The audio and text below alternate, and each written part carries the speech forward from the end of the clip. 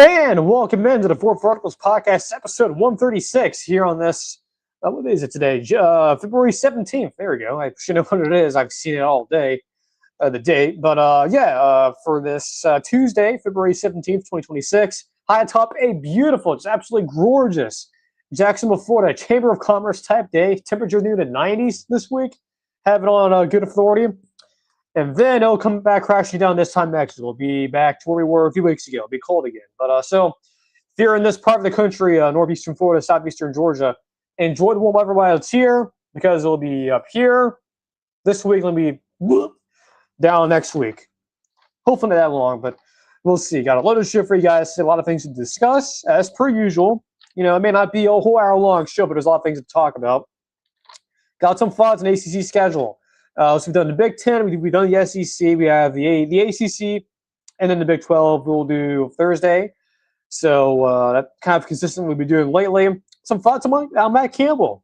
It's sort of a similar topic on our friend, somewhat friend, not a personal friend, but a friend, Lincoln Riley, over at USC last week. We have Matt Campbell. Talk about him, first year at Penn State. How about that? And then we have our final revisiting spicy predictions. This is the last one, unfortunately. We have to close the book on last year's spicy predictions. Then we'll move on to this year's. Soon we'll put out the tweets and the word out to get new ones for this year. So plan accordingly.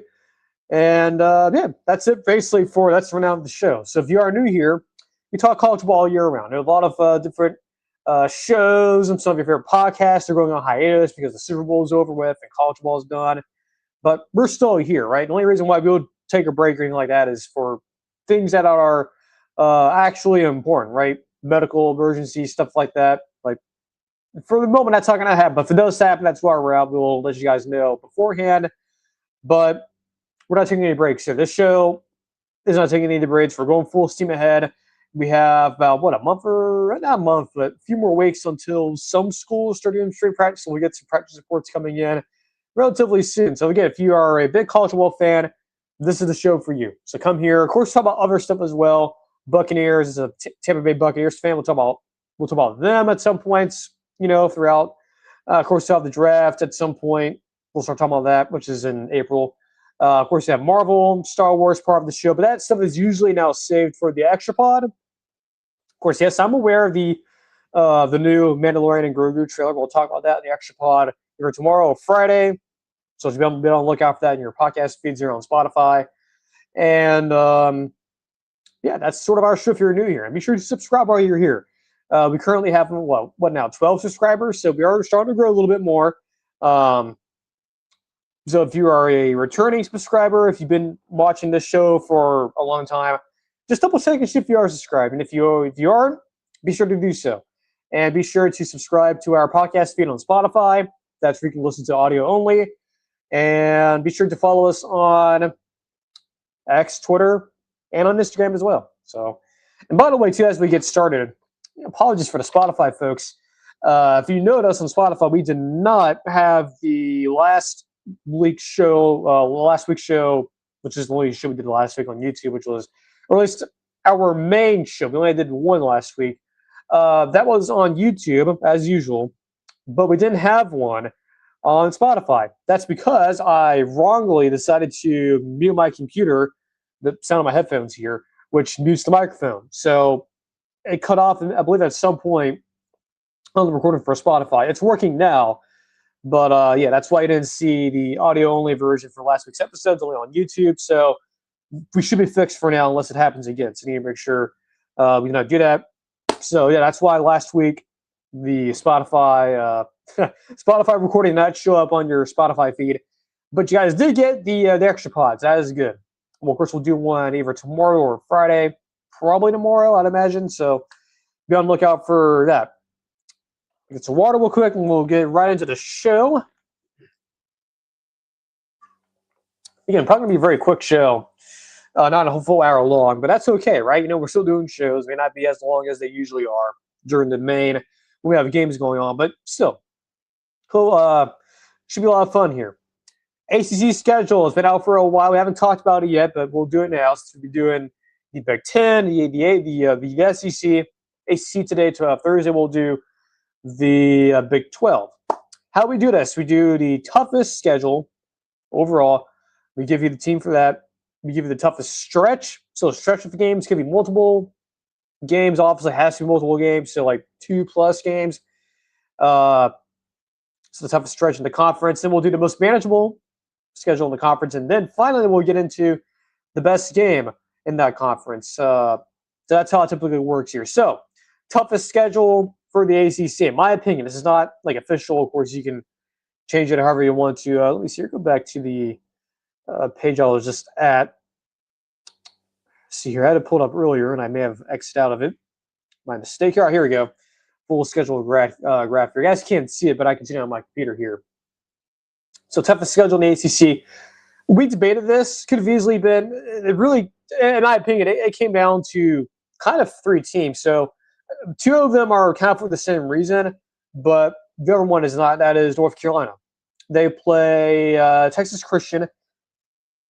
We'll come back to that. They play Clemson. They play Notre Dame. They play Miami, Louisville, and Pitt and Duke. So a lot of the better ACC teams. That's a very tough schedule. But that has so. Before we move on to the other 2 teams we considered, or we were considering, or did consider, UNC. So the TCU game, if you didn't notice, that should be a return game, right? So for TCU. So last year was TCU came to North Carolina. That was Bill Belichick's debut game as head coach. So that game was in Chapel Hill. The year so before, I believe this time last year, the anticipation was, or the thought was, okay, so the year after, it will be North Carolina going to Fort Worth, right? Well, that's not the case anymore because the game is now being played in Ireland, Dublin, Ireland, of all places. Like, there's nothing. Like, is there something wrong with AMG Carter Stadium? Like, is there something I'm not missing here? But whatever, I get it. It's for the money, Josh. It's for the money. So yeah, disappointed that game is a neutral site, not a traditional home and away, but it's supposedly supposed to be one. But anyway, that's a week 0 game, by the way. That one, and NC State, Virginia, which is also, I believe, being played, I think, in Brazil or something like that. Again, I get it's for money and, the checks and whatnot. I got to get that money flowing in, but it's still stupid regardless. Should be played on college campus, but it's not going to. So that's a week 0 game. Florida State also plays week 0 as well. They play a G5 team. So North Carolina, because they do play TCU, Clemson, Notre Dame, Pitt. So like all the really good teams in the ACC. They could have been chosen on here. Honestly, they should have. But we decided to go a different direction because the toughest schedule doesn't necessarily mean you have to play all the best teams. That is true. At least that's a part of it.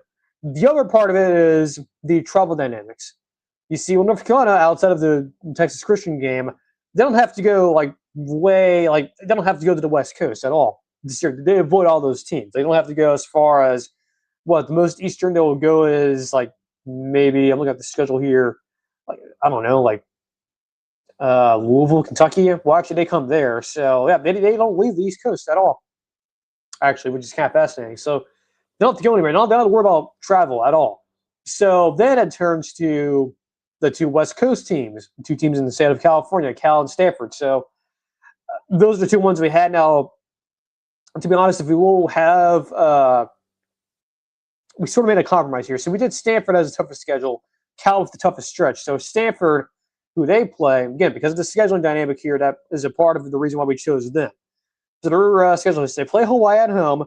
I believe they play Miami at home. That's actually, I believe the Hawaii game for Stanford is a week 0 game.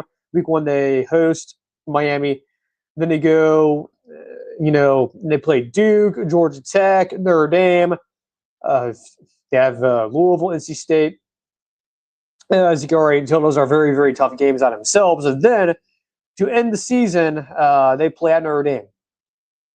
Or no, they let's see, I'm wrong schedule there. That's SMU, North Carolina, or North Carolina. Jeez, get it together here.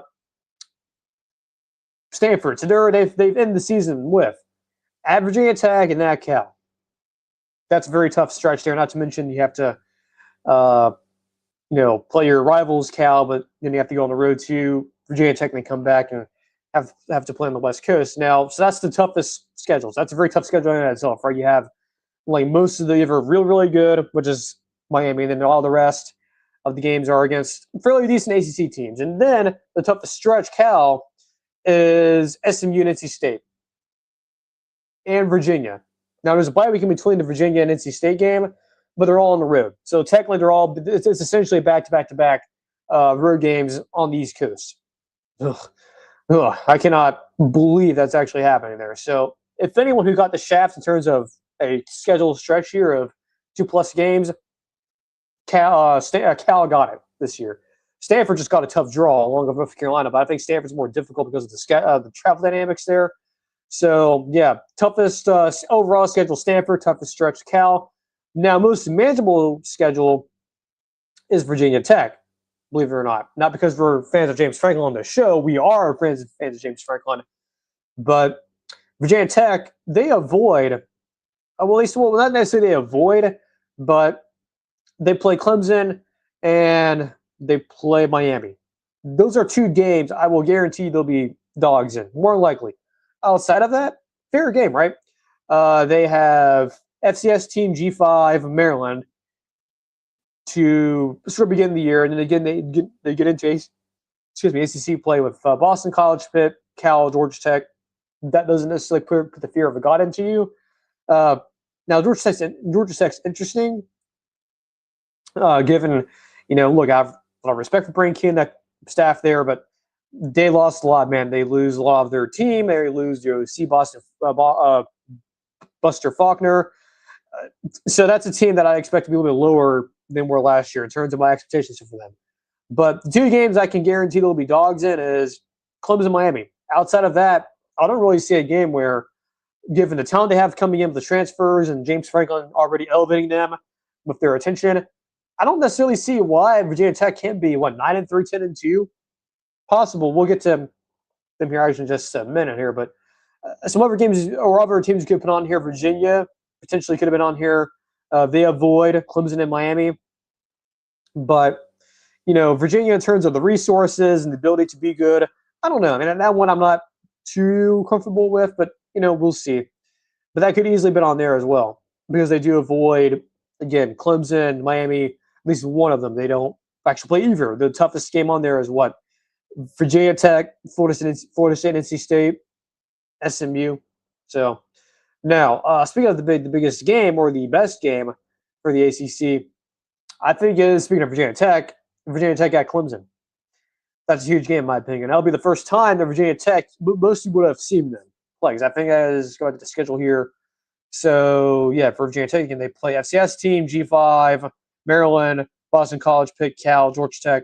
Yeah, so up to that point, week before Halloween, you would have not seen Georgia Tech yet, or Virginia Tech play yet. Most of the country now, I will be paying attention to them, but most of the casuals will not.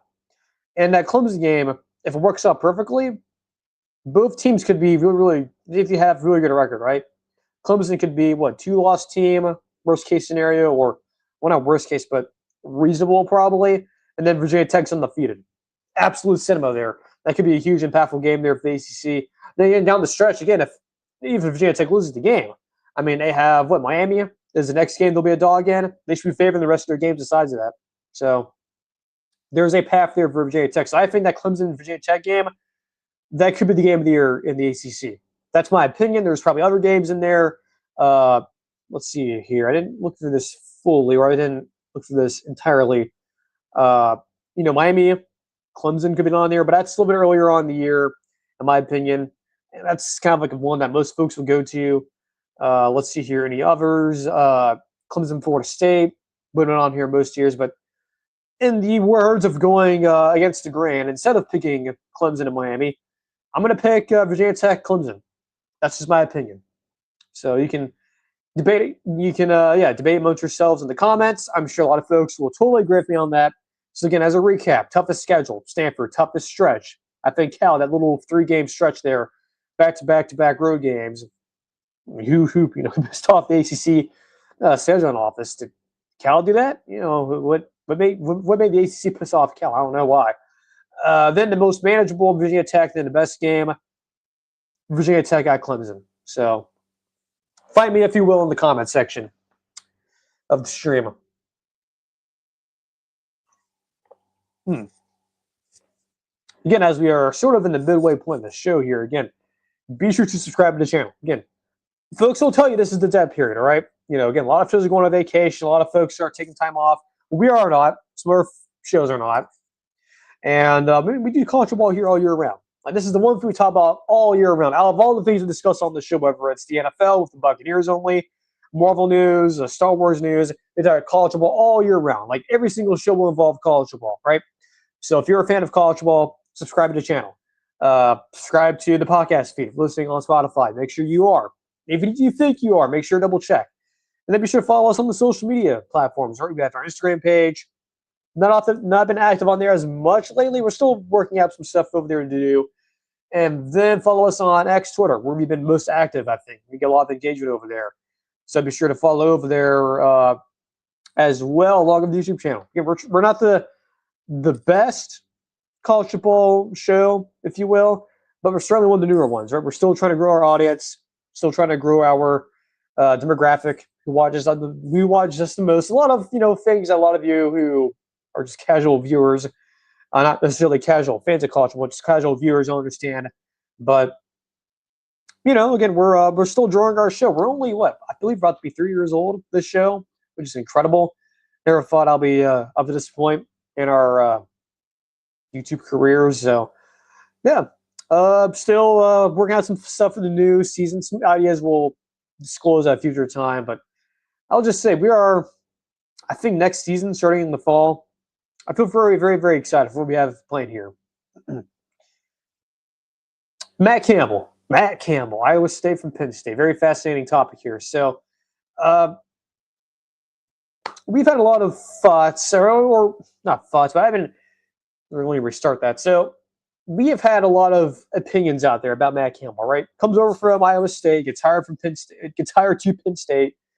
And the question that's been floating around with Matt Campbell since he's got there, and with the bringing over 100, basically all of Iowa State's players, and just lifting them up from Ames, Iowa, and dropping them in State College, Pennsylvania. The question that's been out there is, can Matt Campbell win quickly at Penn State? Can he win quickly at Penn State? And can he do so this year? Not just within the next few years, but this year. And I think it's an interesting question, and I think we'll get our answers on that this year, obviously. And I think the answer is pretty simple.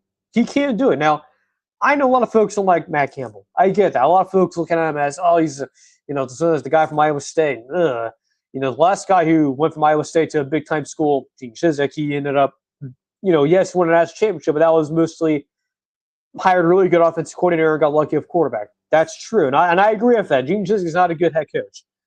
He's a good motivator and maybe a good manager. Manager of personalities to a certain extent, but not a good head coach. I can guarantee you this. Maybe I shouldn't say guarantee, but I can confidently say that Matt Campbell, disrespect to Mr. Gene Chizik. I never met him before, but seems like a good guy. Matt Campbell is better than Gene Chizik. Now, Matt Campbell, what he did at Iowa State, ironically, is very similar to what James Franklin did before he went to Penn State at Vanderbilt. Like, Matt Campbell deserves a statue at Iowa State for what he's done there. I mean, he has had, the 4 or 5 best seasons there at Iowa State. He had a 9-win season, an 8-win season in 2020. He had several winning seasons, several appearances in the top 25, even in the top 10 multiple times. No one else in Iowa State football history has ever done that. Period. I don't care if you bring up some dude from pre-Civil War era. I don't care. Matt Campbell is the GOAT head coach of Iowa State football. Period. Right? I think it's pretty clear. Now he's at Penn State, a place with a lot more resources. And a lot of folks have been saying this, and I don't know if it's gotten a lot of traction outside of Big Ten circles. But after listening to for example, Bud Elliott over on the Cover 3 has brought this up, that the thing with Matt Campbell, the reason why he hasn't left yet for any of these other jobs, whether it's in the SEC, the ACC, or whatnot, he has been heavily targeting a Big Ten job. Before he got this, but this is before he got the Penn State job. But before he did that, he was targeting a lot of these big-time jobs in the Big Ten, right? The Midwest, right? Wisconsin would have been on here. Michigan, for sure, would have been on here. I think Michigan, according to people like Bud Elliott, was his dream job, apparently. A lot of folks close to Matt Campbell were saying, hey, if that job ever opens up, if Jim Harbaugh ever, this is back when he was still there, if he ever left, Matt Campbell would be salivating at that job. That's his dream job. And I didn't get it. Now, grant you, it's ironic how that job opens up after he takes the Penn State job. That's an interesting college football what if. But yeah, the thinking was that he has always wanted a big time Midwest job, right? It's particularly, particularly in that part of the region, the Big Ten, right? You can think Wisconsin, Ohio State, Penn State, Michigan. Those were the type of jobs he was looking for. Now he has one of those jobs, and based on the fact that he has brought most of this team over from Iowa State, like 90% of his roster, the guys who are eligible to come back, they're going to lose guys anyway to the draft, regardless. But you have that, and he is bringing over a good staff, new offensive coordinator. I mean, it's all new regardless. But you have Matt Mauser, I believe, or not Matt Mauser, getting the names mixed up here. Taylor Mauser. You bring over the Anton Lynn from USC. You have a new staff there, proven people. I believe Taylor's a Muser or Mauser. I don't know, but he was at Iowa State last year. He's been there. He's been with Matt Campbell his entire career, coaching career.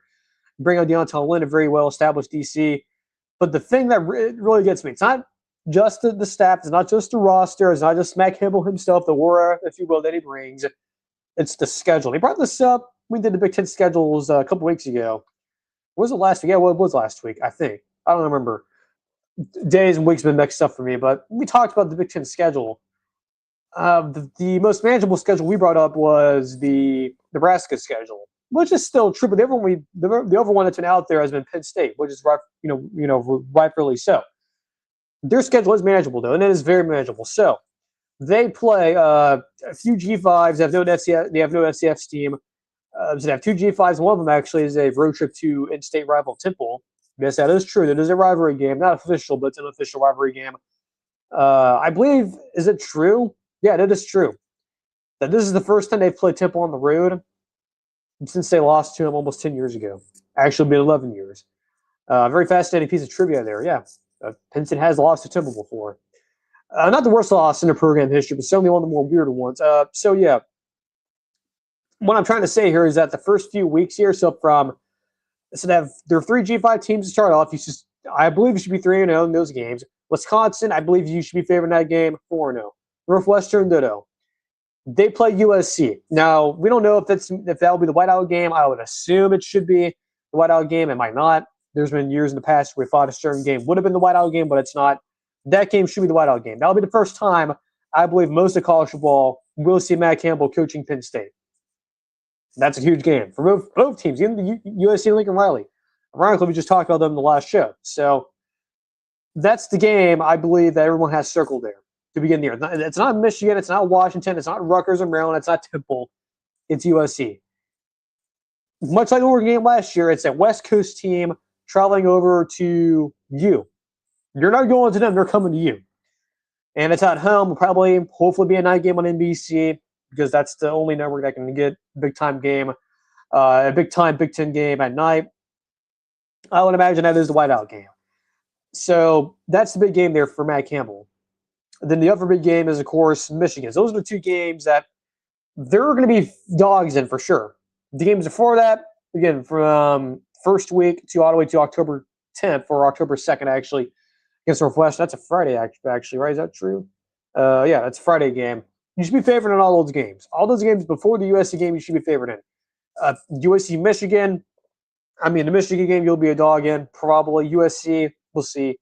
But after that, you have Purdue at home. You go to Washington. That's sneaky though. Okay, don't look over Washington and don't disrespect going to Husky Stadium. Now, I will say though, with Washington, the dynamics there of Demond Williams, him being forced to come back after he was in the portal, is the team psychologically together? Is it fractured? We don't know yet.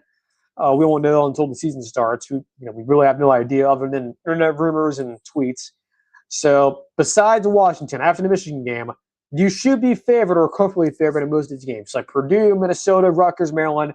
So what I'm trying to say here, okay, based on the schedule, what we know of the coaching staff, the coach, and the players coming in, Penn State should be at the very least be 9-3 or 10-2. And anything less than that, I will just say it out loud, a little bit disappointing. based on how that sets up beautifully for them, right? I mean, just look at this. Do a Google search. I mean, it's incredible how they should be 5-0 going to USC. Then they should be, again, I think 10-2, 9-3 is what you're looking for here for Penn State. And if that's the case, they should be in the playoff, though. I do wonder how the playoff committee, if they really do value strength of schedule, take into consideration, okay, they're playing the weakest of the Big Ten schedules, their non-conference schedules, just complete mush. How do we judge that?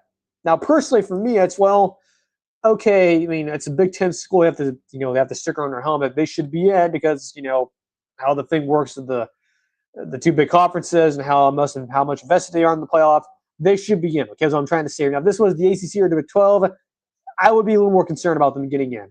But because they have the right sticker on the helmet, because they're in the Big 10, 9-3, 10-2 Penn State, I think they should be in. Again, based on the schedule and the talent coming in, I mean, you're upgrading at quarterback. You're bringing in, like 95% of Iowa State. And look at this here. I'm looking at the transfer. Look at this. It's like, Iowa State, Mississippi State, Ohio State, Oklahoma State. You have other teams, but it's like, like 95% of this transfer roster is off Iowa State, which is incredible. You're bringing in a quarterback, bringing in a tight end, you're bringing in some wide receivers, you're bringing in like your entire offense, which is insane to me. So what I'm trying to say here again, and we'll move on here. Sounds like I'm repeating myself. I just want to make sure you understand this. The talent upgrade. The upgrade, not necessarily in head coach, but in terms of the coordinators, massive upgrade. And the very, very, very, very friendly schedule, 10-2, 9-3 should be in the cards here. I'll be interested to see what the over-under win total is here. I don't think it's out yet for FanDuel. I would imagine it's 9.5 better for the over-under, which is insane to me after this team went 6-6 last year in the regular season after all the high hopes of winning a national championship. It's ironic that the year after is, look at that, the schedule is very favorable. Like, Grinch, we said that last year, and then you saw it happen. I think from a psychological standpoint, knowing how good Matt Campbell is with his teams, I don't think that's in the cards here. I think this should be a year, if you're a Penn State fan, you should reasonably expect that, 9-3, 8-4 or worse is kind of, okay. It could be a lot better because the schedule on the computer screen looks pretty manageable, but we'll see. But I think Matt Campbell can win quickly there, and not just within the first few years. I think the first year, I think they should be off and running, winning multiple games. I think doesn't necessarily mean they'll be a really good team, but everything's in front of them to at least have a good starting up point for down the road, as I'm saying. And I think they can do so very quickly. We'll get some more water here, and then we'll move on to our final revisiting spicy predictions. Last one of last year's batch from last year, and we'll move on to getting in next year's batch, and we'll start rating them and stuff like that, and going through new batch, which I'll put out the social media post within the near future. But we'll get some water real quick, and we'll move on to this and wrap up the show.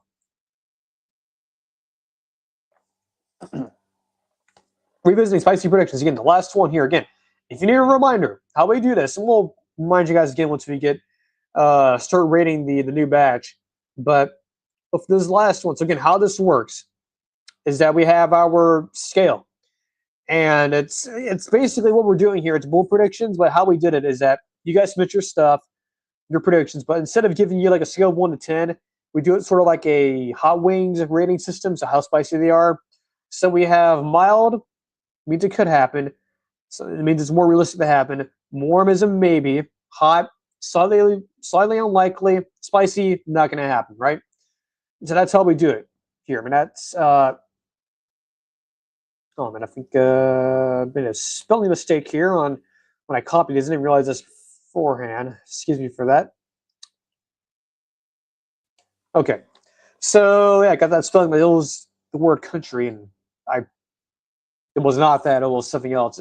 Not far off from it, but whatever. Anyway, so that's the rating system. Now we'll go through these. So again, these were submitted around this time last year. Granted, we introduced this, I believe in June, but we'll do it way more. So I have way more to cover. So first one here, Wisconsin is a major surprise team, and actually, no, that's not what I was looking for. Yeah, here we go. Yeah, so Wisconsin, first one here. Wisconsin is a major surprise team. We put this one in the spicy prediction or in the spicy category for that rating, but that was not going to happen.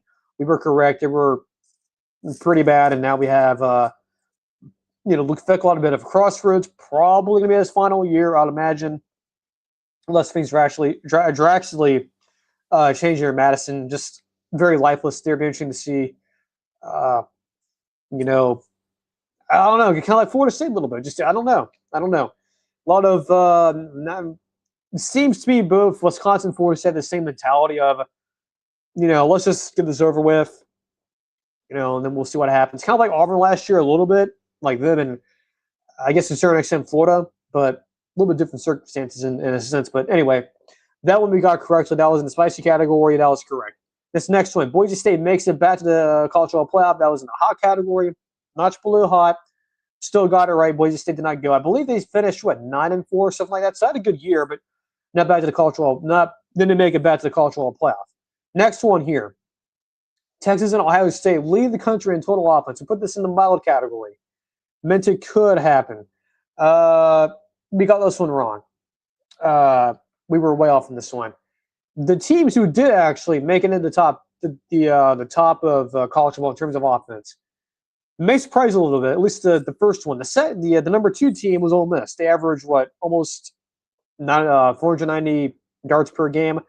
Not surprising, right? Lane Kiffin, that's what you would expect, especially now that if you're an LSU fan, that's what you're expecting. So hey, again, if you're an LSU fan, you're inheriting the mastermind of the second best offense in college football last year. Now the first team in FBS that had the most yards per total, right? That led the country in total offense. I don't know if you guys have guessed it. Who do you think it is? Is it Texas Tech? Is it Miami? Is it Georgia Tech? NC State? It's neither of those. It's a G5 team. North Texas. Eric Morris in the North Texas, was it the Mean Green, I believe? Something like that. I'm trying to remember. Let me look this up. I should know this. I'm a college ball junkie. Mean Green. Yeah, there we go. Got it right. Yeah, North Texas was number 1 team in total offense. It was not Texas or Ohio State. We got that wrong. I thought it could happen, but we got that wrong. We were way off on that now. It's kind of hard to predict that going forward, but our rating of that was off, though. We thought it could happen, but it didn't happen. It was Ole Miss and the G5 team in North Texas. And much like Penn State, North Texas, literally Eric Morris plopping up most of this team into Stillwater, Oklahoma. So if you're an Oklahoma State fan, at least you're getting the mastermind of the number 1 offense in college football. Second to last tier, Mississippi State makes it to a bowl game. That was in the spicy category. We were wrong on that. Mississippi State didn't make it to a bowl game. Now, granted, it's mainly because teams are opting out of bowl games because of either head coaching changes or if you're Notre Dame, you just didn't want to show up. So there's a caveat there, but we still got it wrong. They didn't make it, and I believe they lost it. So there's that. And then finally, the last spicy prediction from last year. 3+ SEC head coaching jobs are open by November. You put that in the mild category, saying it would not happen. We were wrong on that. There were 3+ jobs open. It was LSU, Auburn, and Florida. Ironically, 3 of them. All 3 of those jobs are open. No. Wait a minute. Mild means got myself confused here. Yeah, we were right on that. So I don't know why we put the no on there. So yeah, we were right. I don't know why I got that confused here. Yeah, I literally just went over my own rating scale. So yeah, mild means it could happen or it's going to happen. Yeah, so it did happen. We got that one right. So a mistake on me. I don't know what I was looking at there. So yeah, we got that right. I was going to say that doesn't make any sense as I'm reading it. So yeah, we got that right. I mean, we said this around this time last year that there were going to be a lot of jobs open in the SEC, not only because there was a lot of hot seats going on, but because there was no jobs open the previous year. That just means the year after is usually pretty active, and that was true on that. So, LSU had a job open, Auburn had a job open, Florida had a job open, Kentucky, a lot of folks forget that their job was open. Arkansas was open at this point. So yeah, that's like 5 jobs that were open based on head coaching firings alone. And there were jobs, people moving the jobs like Ole Miss opening up and whatnot. But in terms of pure jobs, there were like way more than 3 jobs open. It was 5, I believe, at the final total there. So how about that? We got that one right. So yeah, so far that was 3-2 in those 5 last predictions there in terms of our rating system being right. So How about that? And that's it, though, for the spicy predictions from last year. That's it for us revisiting those. So how about that? And that's, I believe, is it the last topic of the show? Yeah, that's it for the topic from the show. So, again, we'll be back on Thursday. We will try to have extra pod either tomorrow or Friday. Just I'll let you guys know on that. Maybe tomorrow. Of course, tomorrow or Friday, whenever we do the extra pod, we'll go over the Mandalorian Grogu trailer. We'll go over it and also along with more Q&A based stuff. So be on the lookout for that on your podcast feeds. If it's not tomorrow, then we'll let you guys know on Thursday about Friday. We'll just remind you of that. So until Thursday, enjoy the rest of your Tuesday. Enjoy tomorrow. Until then, we'll take care, and we will see you guys on the next stream.